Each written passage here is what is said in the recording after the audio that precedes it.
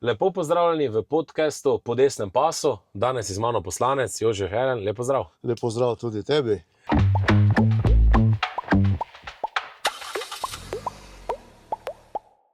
Zdaj midva sva se, da kar začnemo s tisto najbolj perečo temo tvojega volilnega okraja Mozirje. Zdaj smo se srečevala takrat, ko so bile poplave, ne? Tudi naša stranka je pomagala v Strugah, v Mozirju. Zdaj, kakva je pa potem bila sama sanacija tega, se je kaj spremenilo? Tu zdaj mislim, da je kar vse potihnilo, ne? Ja, jaz moram na začetku res priznati, jaz sem vesel takrat po poplavah, v petek zjutraj je bila pač tista uničujoča poplava.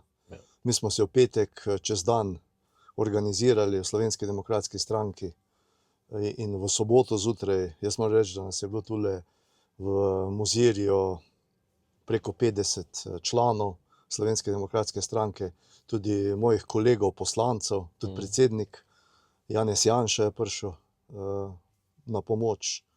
Tako da smo mi v soboto takrat s traktorji, z vsemi temi mehanizacijami očistili trg v Mozirju in še nekaj stranskih ulic. Odziv je bil takrat res velik. Takrat bile so na razpolago delovne sile, vse je bilo, samo ni bilo strojev. Ja. In mi smo takrat pripeljali res 4 tovornjake, na 2 bagerja, ICB-ja in res takrat je akcija stekla že prvi dan. Dan. Takrat pač je bilo to nekaj res, nekaj posebnega, nekaj pač, kar so ljudje rekli, se to ne more biti res. In smo res takrat, jaz sem vesel in nekako ponosen, da sem član Slovenske demokratske stranke, da smo se tako hitro organizirali in šli potem ljudem na pomoč. Potem smo tudi drugi dan v nedeljo so takrat začeli že čistiti tovarne tukaj v Nazarju in vem, da je eden izmed direktorjev rekel, da ima na razpolago ljudi, da bodo prišli pomagati, da bodo čistili delavci zaposleni. Je rekel, sem nimam strojev. Ja. Jaz sem pač tega kolega poklical, kateri nam je v Mozirju posodil stroje. Sem rekel, kako ima kaj v soboto posodil stroje, kako ima kaj v nedeljo narejeno. Je rekel, če rabite, ni problema. In takrat vem, da smo poslali v to tovarno Nazarje, BSH, pomoč z nekaj tovornjaki, z nekaj temi nakladalci, bagerji, da so pomagali pri čiščenju tistih največjih stvari, kar je voda prinesla. To je bil les, to so bile razne te navlake, tako da so res rabili hitro odziv in so mi bili hvaležni. Jaz moram reči, kasneje, potem, ko se je zaključila ta sanacija v grobem v tem podjetju BSH Nazarje, sem tudi od vodstva podjetja sem dobil zahvalo za pomoč. Sem tudi nekako bil hvaležen za to, da so oni to opazili, to našo pomoč in so jo tudi cenili. Naslednji dan smo šli že naprej. Takrat smo šli v gostišče v Jovanje, Hedi v Jurjevcu. Smo takrat imeli ogromno škodo od spodaj pritličja. Vemo, da ima od spodaj skladišča, da je imel fitness, da je imel savne, vso to spremljevalno zadevo zraven gostišča in hotela in je imel vse zaleto. In takrat smo še ostali občinski odbori iz ostalih delov Slovenije so prišli na pomoč in mislim, da smo bili tam 2 dni, da smo očistili spodnji del, potem smo šli proti Strugam v ta del, bi rekel, ko je bila najbolj uničujoča poplava, ko jim je dejansko reka Savinja spremenila tok, je šla na cesto, tako da niti ni bilo prevozno. Mi bi že prej šli v Struge, če bi se dalo, ampak ni bilo prevozno, tako da smo potem v Strugah bili 2 dni, potem smo se vrnili nazaj dol, smo šli v Nazarje pomagati in dejansko smo pomagali skoraj v celotni Zgornji Savinjski dolini, od Zadrečke do Savinjske. Zaključili smo pa potem konec avgusta še v Gaju. Takrat so prišli tudi na pomoč strokovci in kolegi poslanci. Mislim, da je bila komplet poslanska skupina tukaj in smo res očistili Gaj še tistih drobnih stvari, kar je bilo potrebno. Tako da takrat smo rekli, pomagali bomo, dokler bo potrebno. Kasneje smo potem tudi pomagali z raznimi zakoni, z amandmaji, ko so se sprejemale zakonodaje te protipoplavne. Pomagamo tudi zdaj. Jaz sem tudi eni družini doniral božičnico, katera je izgubila, 6-članska družina, je izgubila hišo. Njihova hiša je v vsakih poplavah je bila poplavljena, tako da oni so dejansko prisiljeni, da se preselijo, žal. In pa njihova hiša ni predvidena za nadomestitveno gradnjo. Tako da kar je, so jim ocenili škodo, tako da oni zdaj dobijo okrog 20 000 evrov škode, jim je ocenjeno, to je premalo, da bi si hišo uredili. Želeli so, da bi pač dobili gradbeno dovoljenje, da bi pač nekako spodnjo etažo ne uporabljali več, da bi se nadstropje više preselili, da bi lahko tam živeli, ampak žal na tistem poplavnem območju ni možno dobiti gradbenega dovoljenja. Brez gradbenega dovoljenja pa tak poseg ni možen, tako da so v nekem začaranem krogu in zdaj zbirajo denar, da bi se preselili na neko novo lokacijo, to je družina Irmančnik iz Šmartno ob Dreti. In imajo problem, 6-članska družina, 3 mladoletni, en je že polnoleten, tako da ne vem, kako bo. Ne, zdaj, ko te poslušam, izredno žalostne zgodbe, ki jih praktično v medijih ni, ne? Ne, teh zgodb ni v medijih. Ta lastnik oziroma gospodar, ta Iztok Irmančnik, je tudi neko pismo napisal, pa hotel, da bi prišel v medije, da bi pač se pomagalo, pa da bi akcija stekla, ampak je bilo od novinarke rečeno, žal, to je pa taka tema, ko jo jaz ne smem dati v eter, in so bili, tako kot če gledamo že zadnja tarča, je tudi ta zadeva dobila svoj epilog in se je končalo. Tako da ljudje so takrat prvi dan poplave, moram reči, da so nekako bili kar z optimizmom so zrli v prihodnost. Tudi obljube bile močne, tudi obljube nastopi, da to bo pa zdaj rešeno. Takrat je obljubljal, in takrat je bilo po prvem spisku je bilo veliko domov tudi predvidenih za nadomestitveno gradnjo. In kasneje so potem te strokovne komisije in te državne tehnične pisarne so te hiše črtale iz seznamov. Še zdaj imamo nekaj naselij takšnih, ko ljudem sploh ni jasno, zakaj je sosed na seznamu za nadomestitveno gradnjo, je dobil izplačilo, oziroma ga bo dobil, kakor so se pač dogovorili, ti, ko si pa zraven, pa nisi. Zdaj je to bilo na podlagi teh občinskih popisnih komisij, da so nekomu napisali, da je imel 70 centimetrov vode, drugemu mogoče 80, 90, ne vem, kaj je bilo merilo, ljudem ne povejo. In mislim, da tak sistem ni v redu in prepričan sem takrat, da se je vlada popolnoma napačno lotila tega pristopa k odpravi teh posledic poplave. Vemo, da v Savinjski se 2 leti po poplavih še nihče ni preselil v svoj novi dom. To se pravi, letos jeseni so šele prvi šli v svoje domove, so se preselili, in to v glavnem tisti, kateri so že drugi dan vedeli, kje bodo gradili. Ker nekaterim so bila ponujena zemljišča takoj, drugi so imeli celo svoje zemljišča, ampak vseeno so mogli čakati tako dolgo na dokumente, da so lahko začeli z gradnjo, čeprav bi lahko začeli drug dan že delati. In bistveno ceneje bi vse skupaj potekalo, ker vemo, da takrat po poplavah se je 30% podražilo vse, od materiala do storitev, tako da tisti, s katerimi sem govoril, ko so podpisali takrat pogodbe, ko so se strinjali, da se pač preselijo, da grejo na svoj novi dom, zdaj ugotavljajo pač, da če ne bi imeli svojega zemljišča, še dan sem z nekom govoril, je rekel, če ne bi imel svojega zemljišča za hišo, je rekel, ne bi mogel hiše narediti, ker bi mogel dati 100 000 evrov za parcelo, pa še pa hiša, je rekel, in to, jaz nisem dobil za hišo. Problemi so še zmeraj veliki, ljudje še zmeraj nekateri ne vedo, na kakšen način bojo pač si ta dom uredili, da bodo vse približno tako, kot so prej živeli, ker pač denarja jim bo zmanjkalo, ker pač inflacija in vse to, kar se je podražilo, za sabo pušča posledice.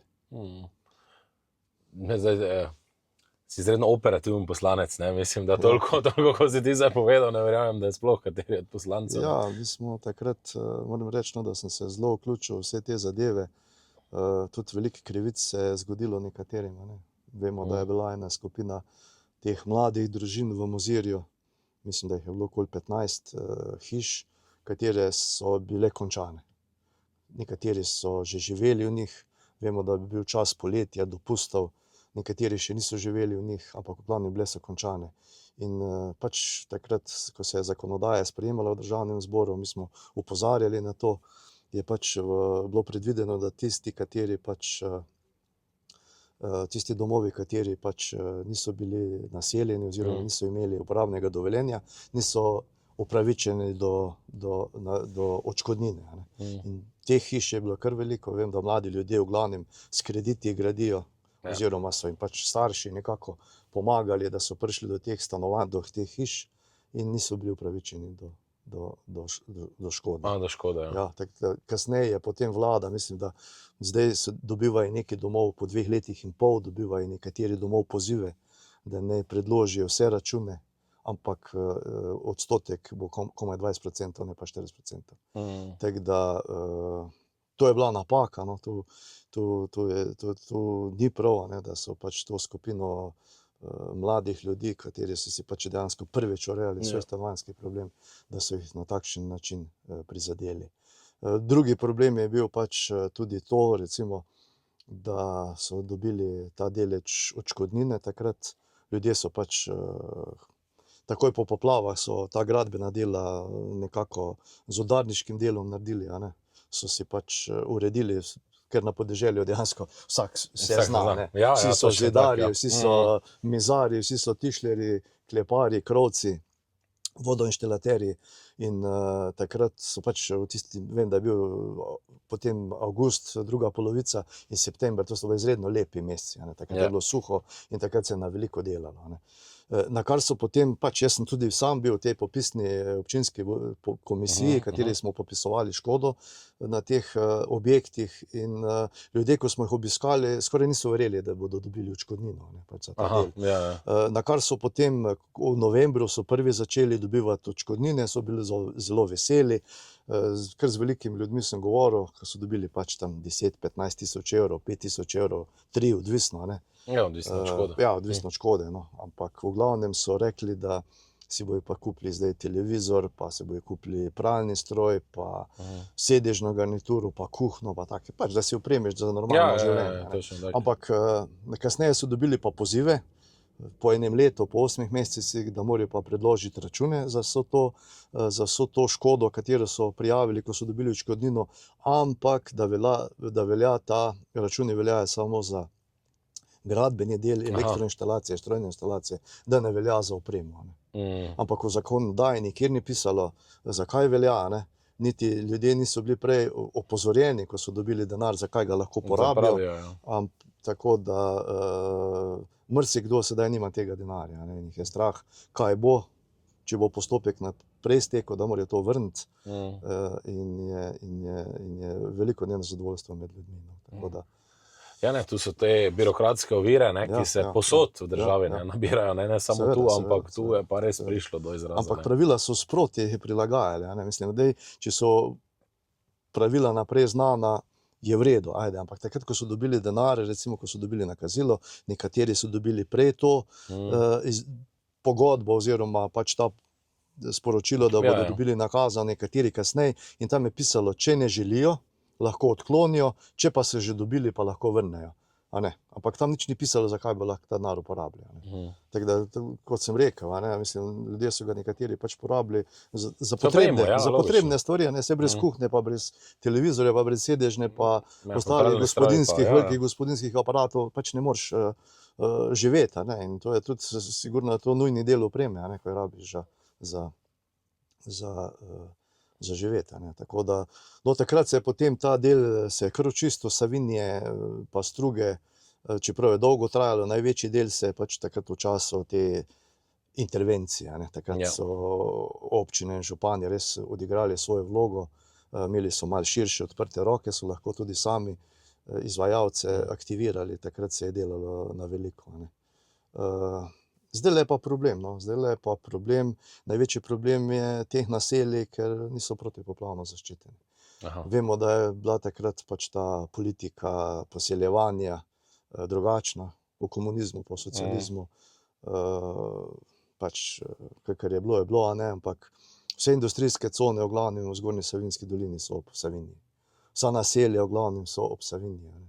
In zdaj pa tu nastane pa problem, a ne, ker ti ljudje zdaj so upravičeni do neke protipoplavne zaščite.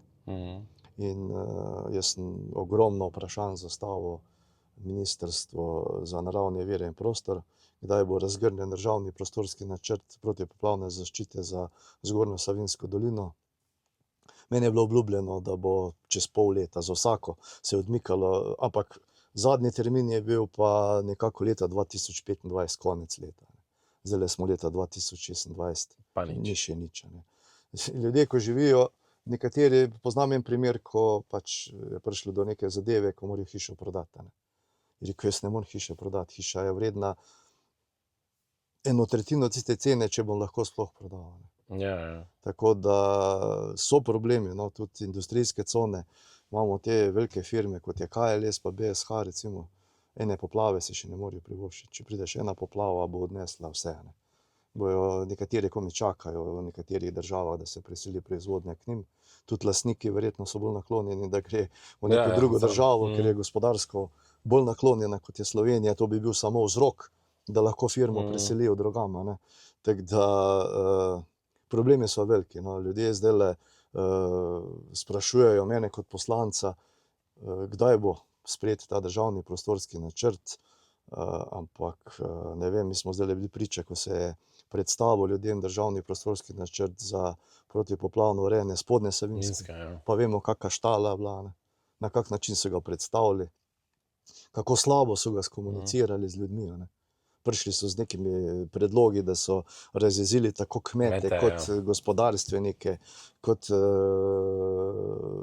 Ja, prav staja je bila, ne, Ja, polna ja, dvorana, vsi ne, so se to- združili, ja, to je. ja. In mislim, da tak način komuniciranja z ljudmi ni prav, no.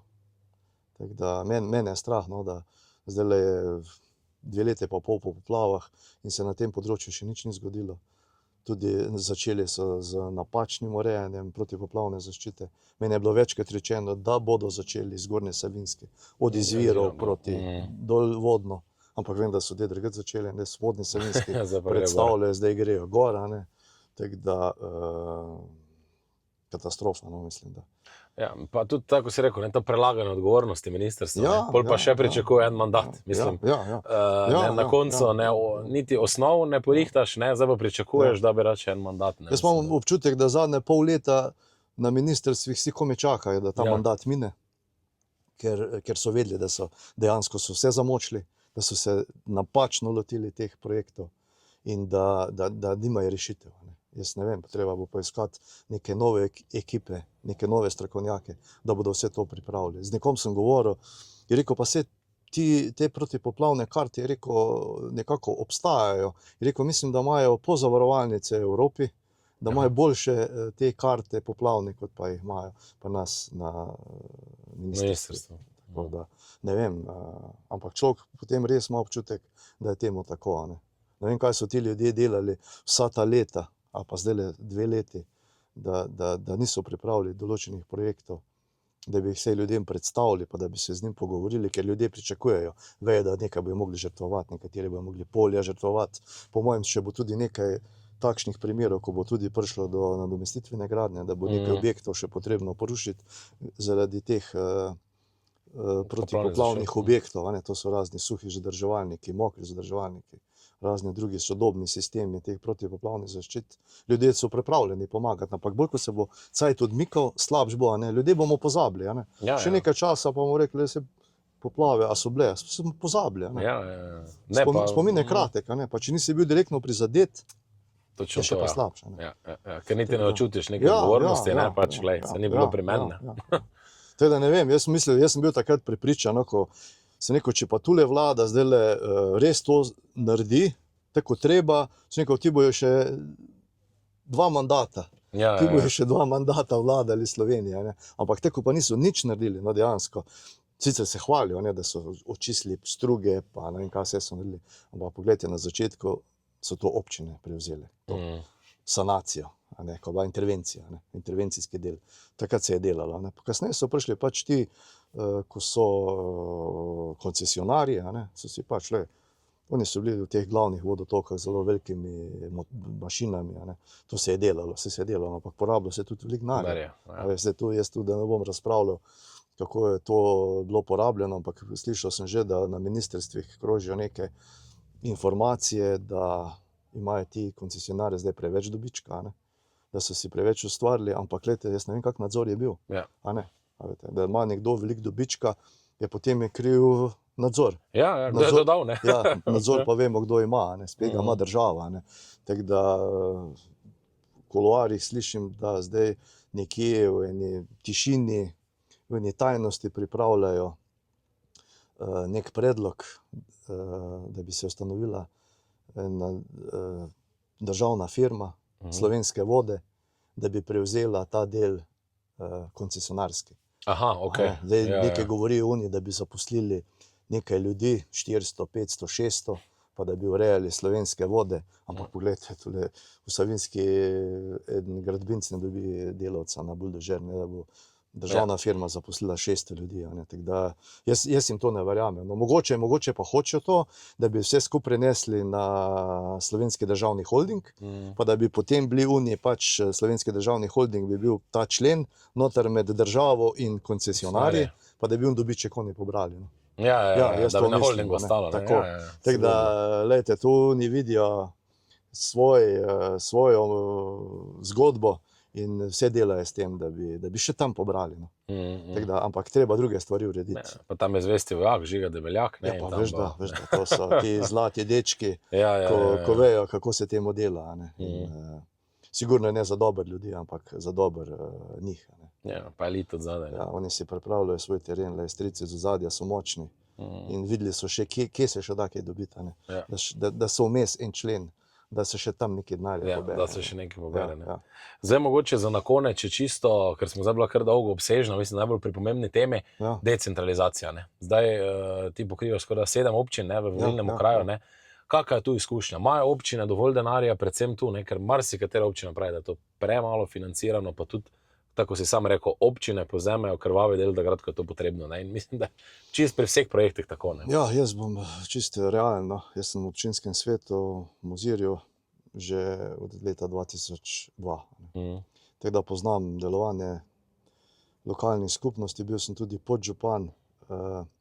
Jaz mislim, da so potrebne regije, da treba ustanoviti regije, ker občine to, kar jim je bila naloga dana, to so dejansko občine upravljane. Yeah. To je večji del teh infrastrukture, manjše. To so župani z odliko upravljajo, in tudi sredstva, če gledamo recimo, koliko stane kilometer ceste lokalne in državne, recimo se to za veliko manj denarja.